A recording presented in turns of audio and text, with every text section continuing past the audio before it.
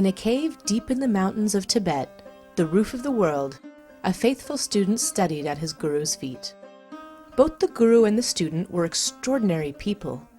The guru was one of the last remaining masters of yoga, with the knowledge of over 7,000 yoga postures.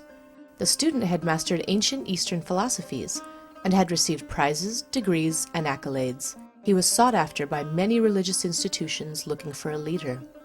After 7 years, the student's studies neared their end. As followed in the ancient Indian system, the guru was to be compensated only after the student's studies were over.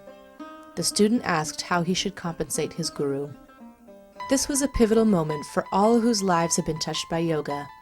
What the guru would ask from his student would go on to change the course of the world for all time to come. The guru considered his exceptional student. He knew that though his student was an unparalleled genius, he had a touch of intellectual intoxication. The guru reflected. If his student became the head of a religious order, which was a likely possibility, he would be secluded from the real world, and his religious and intellectual dogma might grow.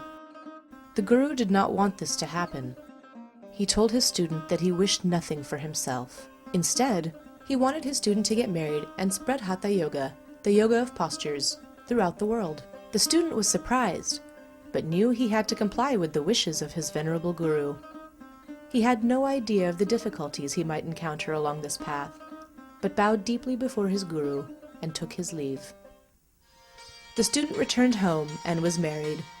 However, he lived in the early 1900s, when Hatha Yoga was looked down upon. The student faced extreme hardship and poverty. At times he was so poor that he was forced to use a piece of his wife's sari for a loincloth. They had nothing. The student weathered many hardships and grew less rigid and dogmatic over time. He learned to adapt his vast knowledge to meet the needs of the common people. Among other groundbreaking decisions, he set a precedent by accepting women as his students. What emerged from his experiences was a flowering of ancient wisdom, applied brilliantly to the needs of modern times, just as his guru had hoped.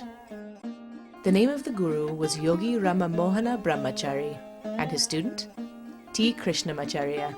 Among Krishnamacharya's students were the big names of yoga that we know today: B.K.S. Iyengar, Pattabhi Jois, Indra Devi, T.K.V. Desikachar, A.G. Mohan, and Srivastava Ramaswamy. They, in turn, taught some of the most extraordinary teachers of yoga that we have with us today. At the age of 95, Krishnamacharya suffered an accident.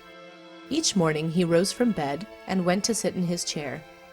One evening, he repositioned this chair slightly, and the next morning, at 3 a.m., when it was still dark, Krishnamacharya went to sit in his chair, but suffered a fall and broke his hip. Krishnamacharya visited a doctor. The doctor was shocked to find a man of 95 so healthy that he seemed to be no older than 60. Against all accepted norms, the doctor recommended surgery for this 95-year-old. Krishnamacharya refused the operation. Had he accepted this surgery, he would have lived much longer, but he was ready to move on. 5 years later, T. Krishnamacharya passed away at the age of 100. By that time, Hatha Yoga had spread to every corner of the world and was practiced by millions. He had accomplished his guru's wish, and his task here on earth was done. T. Krishnamacharya taught us a lot about Hatha Yoga. He emphasized the daily practice of breathing techniques known as pranayama.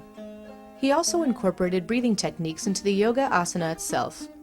He invented sequences of asanas, known as vinyasa, that combine breath and movement in a flowing, continuous motion. He adapted and personalized vinyasas to the needs of his students. He recommended vigorous and challenging sequences for those who were ready for it, and easier and more gentle sequences for others.